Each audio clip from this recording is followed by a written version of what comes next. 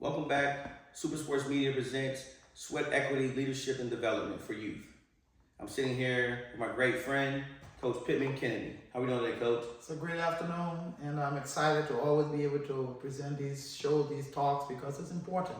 I know we've been away for a couple of weeks, but it's good to get back on track and see what we can offer our young people out there. 2 weeks to be exact, but I'm not counting now. But then again, we did miss a lot, but again, we had a bunch of stuff going on for work and just in our lives that just didn't allow us to get together. But now we're back, and something I want to talk to you about. First thing I want to jump right into it is we were talking prior to the camera rolling about what is success and goal setting. So I believe that's going to be our topic for today.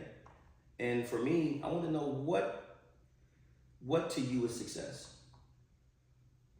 It's going to be defined differently in depending on who you talk to. Some people equate success to money. Some people equate success to happiness. Some people equate success to jobs or titles and those types of things. But I think the organic definition from my heart and my head is being deliberate in pursuing a goal that was predetermined. So you set a goal for yourself and you make a progressive move towards that goal. If that goal is to be a grass cutter, hey, I want to be a grass cutter. I want to be the best grass cutter I can, and you work towards it. The fact that you know where you are going qualifies success.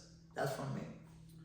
And so you mentioned the word goal several times, and that's where I kind of want to translate that right into that. So as a youth, young person coming up in this basketball world, this whole game of life, what's the best advice we can give them or put them on the right track to allow them to have the proper goals to be successful at what they're trying to achieve? That's a great question. And the application of success and goal setting to a youth should be first nurtured in their mind. Okay, a lot of times they want to cash in too early. So what we have to do is we have to look at development as a continuous process and sell it to them. Once we do that, then we teach them how to measure success along the way. So what do I mean by that? If I need to work on my attitude this year because I've been called out a few times for having a bad attitude and it's affecting my teammates. So then maybe in the off season I'm working on my attitude. So when I come back the next season, my attitude changes now. It's affecting the environment, the locker room, and the team positively.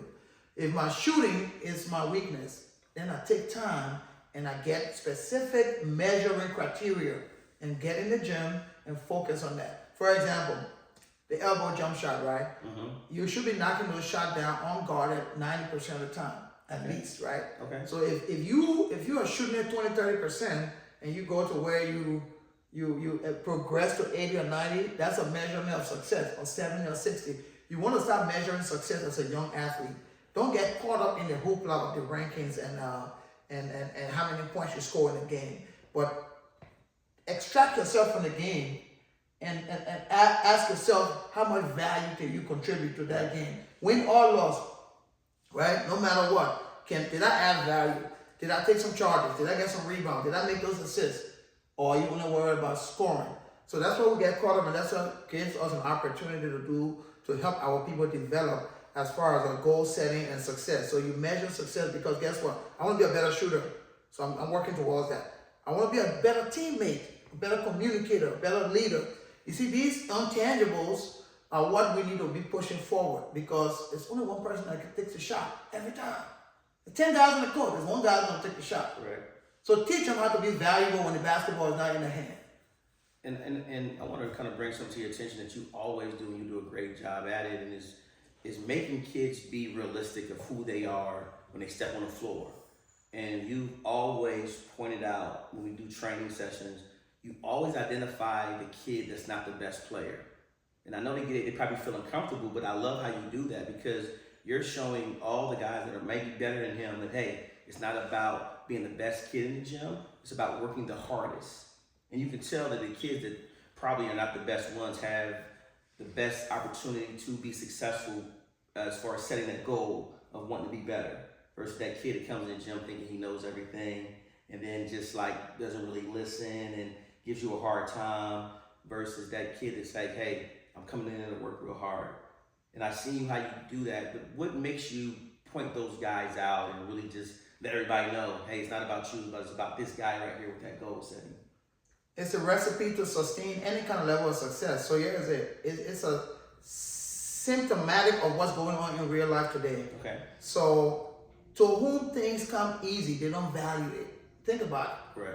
If you wake up today and somebody give you $1 million, chances are the first thing you're gonna do is start to spend some of it versus invest and see how, because there's no real value. You don't see value because the things that come to us easy, we don't value. Right. What you do value is that organic, authentic work, that grind that you put into it. Okay, you gotta find a way to come up by your own bootstrap. So I pick on those guys because I realize those guys have a lot of work to do.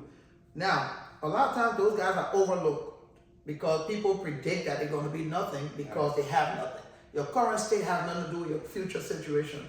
It's about what you do with your time. So I target those guys and then I sell to them the vision of where you can be if you commit to certain things. Hard, consistent work, having the right attitude, coachable, dedication, commitment, those virtuous values as I call them, those will propel any level of success, okay? The point here is we in a fast-paced society. Even in basketball, it's played at a fast pace. How many games do kids play on one weekend? Sometimes 3, 4, 5 games in a day. So when we are running at that accelerated pace, it's hard to teach those valuable lessons. Because after the weekend, you go into practices. Coaches don't have that type of time. This is why I always say we need an all-hands-on-deck approach for youth development. Because the parents need to take their time in their drive between the games and practices to even help them to understand that, hey, it's a progressive elaboration. You got to work on this. Don't get caught up in everything else. Just focus on your development. How did you look on the game? Not how many passes they miss you by. How many times they didn't pass you the ball. Those shouldn't be the conversation. The conversation should be how much value did I add to the team. So when you teach those young guys or gals how to work smartly, there's a saying, hard work is going to pass talent when talent stops working hard. Yes, I heard that. Yes. So those guys and those gals, they're going to eventually take over because of consistency in work, consistency in their attitude, and consistency in holding themselves accountable, consistency in being disciplined. That's why I focus on those, because it's a true testament of your work as a leader, as a coach, and as a mentor. Okay. So with that being said, I know we got a kind of quick episode here. We can't really get a lot. We're going to do one quick one next week also. Let's think about a word of the week. I know we're going into the weekend, but at the same time, a word of a week that will last for the next 7 days. What would it be? Woo! The word of the week. I should have been on my toes with that. Yeah, consistency. Consistency. I love it. Consistency. Consistency is what gives birth to results. Okay. Yeah. And it's symbolic of something I talked about earlier this week, and I'll talk about it again. So that's a good question. The back of my book, The Audacity of Resilience, you can see faded. This is what we call a Chinese bamboo tree. Mm-hmm. It's a Chinese bamboo tree.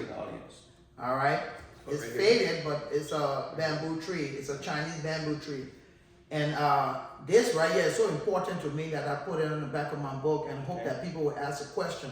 A lot of people don't notice it. But what's important about this Chinese bamboo tree is consistency. So the Chinese bamboo tree, if you follow the story of it, when you plant the seed, you got to water it for about 5 years consistently. You got to water it every day. Right. And it doesn't do much. Yeah. It's right there. Now, after 5 years, it shoots up 90 feet in 5 weeks. Oh, wow. Yeah, it just shoots up. So that enormous growth begs the question, did they grow 90 feet in 5 weeks? Or did they grow 90 feet in 5 years? Right. Without consistency. What am I preferencing that with? In this life that we live, whether it's basketball, youth development, our individual pathways as we take them, we must employ the element of consistency. Without consistency, I mean, you run for 3 days and you sit for 3 months, and you run for 2 more days and you sit for 2 months. There's no consistency. Why are you going to get results? So consistency is committing to something. Remember we talked about success, reaching a predetermined goal that you set. You gotta be consistent. Yeah, you're gonna have setbacks, okay? You're gonna have roadblocks, you're gonna have challenges, but you must persevere. See football, you move 6 yards, sometimes you lose 5, right? Yep. Because of penalty. But guess what? You move those inches, you move the chain. Eventually, you get to the end zone. If you keep moving forward. Correct. The only time you don't get to the end zone is when you retreat and you turn the ball over. As long as you're making forward progress, you're going to move forward. So here's the thing. Consistency is key to sustaining anything of value. You must be consistent in your approach.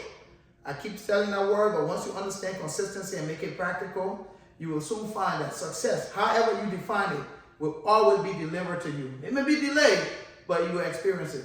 That's it. All right. So with that being said, do you have any final thoughts? Thoughts is just about having a positive attitude. Every day above ground is an opportunity to do more. And if you fell short yesterday, you got a blank, what I call canvas, and you can orchestrate it any kind of way you want to. That's your life, that's your time. The difference between the beggar and the billionaire is choices or decisions, because they both get 24 hours a day. How you use them determines your fate.